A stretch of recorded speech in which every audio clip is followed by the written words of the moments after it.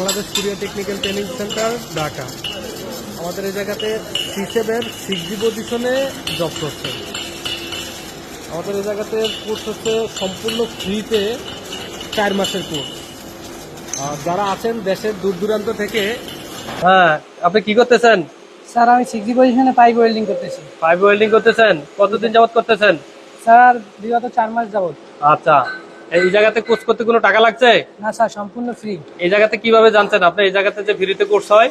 Sir আমি একটা আপনার ভিডিও দেখছিলাম, ভিডিও দেখার পরে ভিডিও দেখে আসছি, আসার পরে পরীক্ষা দিয়ে আমি ভর্তি হয়েছি।